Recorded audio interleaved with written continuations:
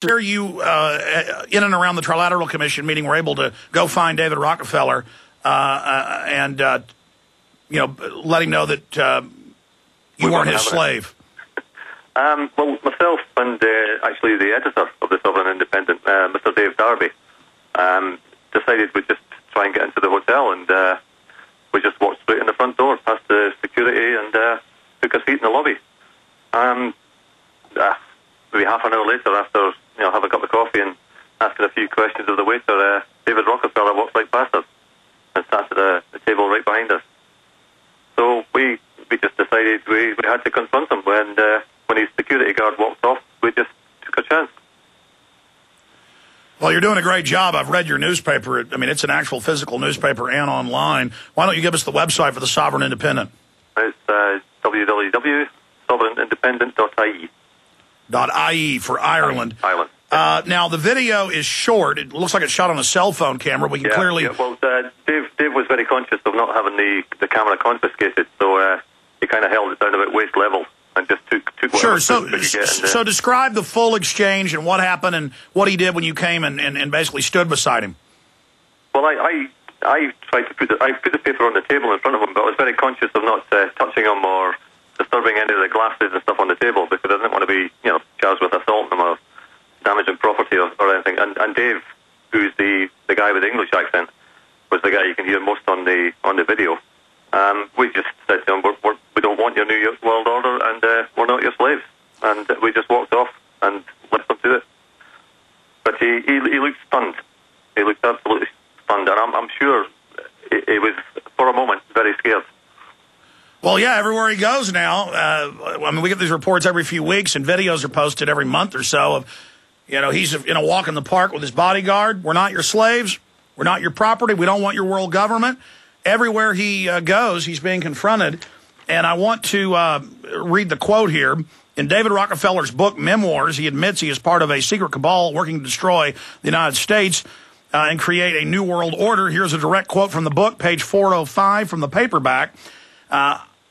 Some believe we, the Rockefeller family, are part of a secret cabal working against the best interests of the United States, characterizing my family and me as internationalist and of conspiring with others around the world to build a more integrated global political and economic structure. One world, if you will. If that's the charge, I stand guilty, and I am proud of it. Here's another quote from the Trilateral Commission, 1991, Evian, France. We are grateful to the Washington Post, the New York Times, Time Magazine, and other great publications whose directors have attended our meetings and respected their promise of discretion for almost 40 years. It would have been impossible for us to develop our plan for the world if we would have been subject to the bright lights of publicity during those years. But the work is now much more sophisticated and prepared to march towards a world government. The supranational sovereignty of an intellectual elite and world bankers is surely preferable to the national auto-determination practice in past centuries. And we actually have that quote in the newspaper, and I believe Bill Clinton was at that meeting. Absolutely. And again, he's given countless speeches along these lines. I want to play the video of We Are Change screaming at him as he entered the hotel to meet with your president. Here's that video.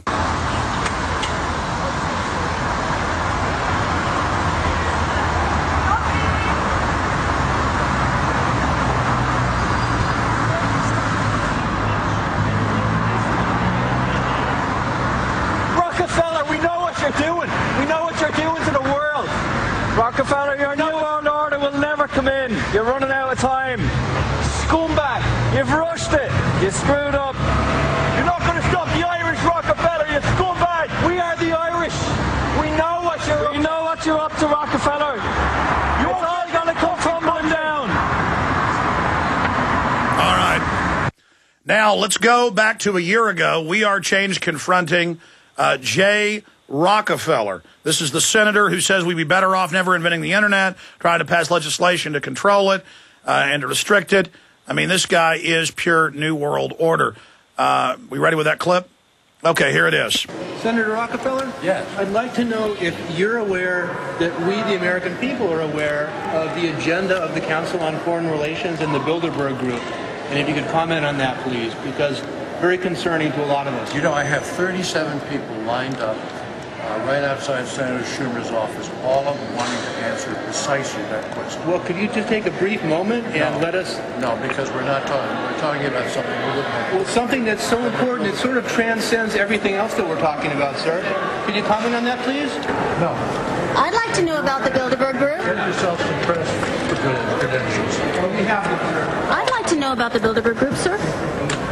Well, that's not part of our discussion. When can we discuss that with you, sir? Thank you. Thank you.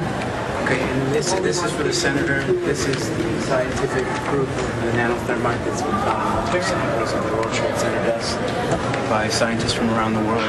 Basically, conclusive proof that there's an Article 3, Section 3 treasonous cover-up going on about 9/11, sir. So We'd love to get your opinion on that, too, wait, sir. what did you say? Thank you. Okay. Thank you. Two families, the Rockefellers and the Osborns.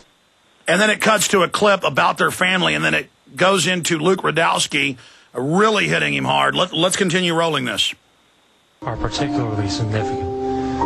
John D. Rockefeller Sr. contributed a large amount of money to build the Cold Spring Harbor Laboratory in the early 1900s, which housed the Eugenics Records Office from 1910 to 1944.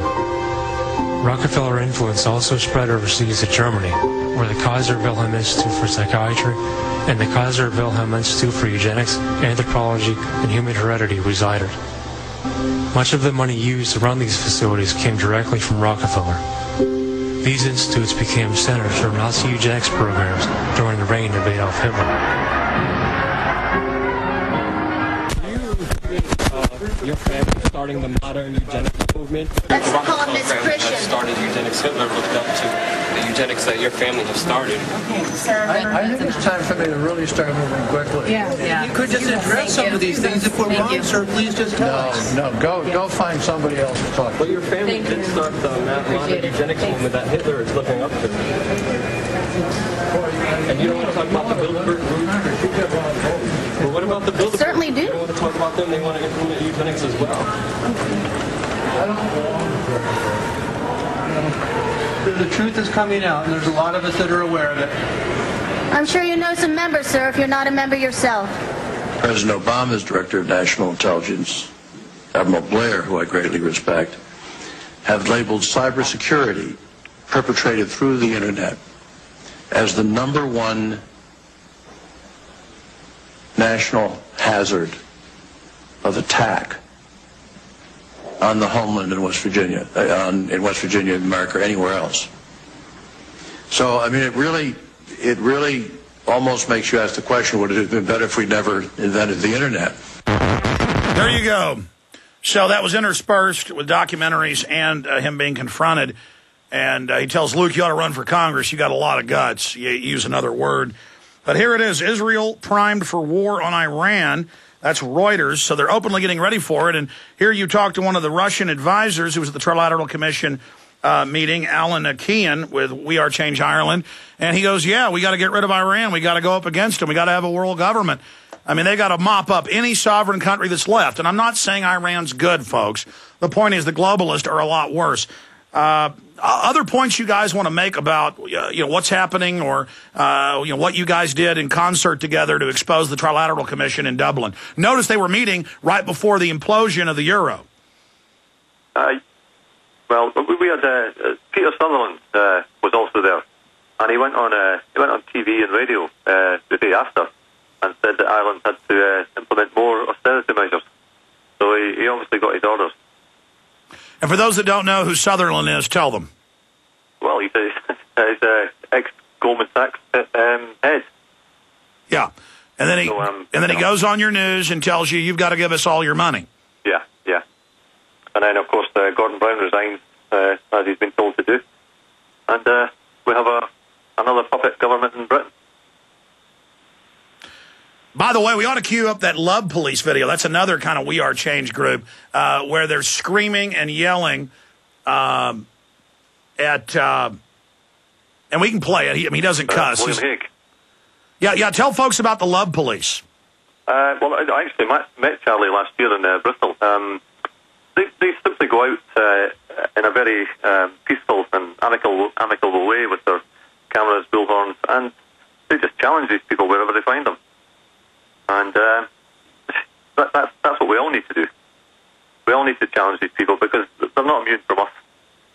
Yeah, the new pitchfork. And there's too few of them, and we should be at them at every opportunity. The new pitchfork is a video camera, because then other people see the globalists being confronted, and the public begins to realize that both political parties, no matter what major country it is, are controlled, and that's how the ruling class that's totally corrupt and anti-freedom stays in power.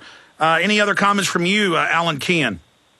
With regards to the video you were saying about Charlie Veitch over in London, they tried to hide that when that was broadcast live, and then Charlie approached him.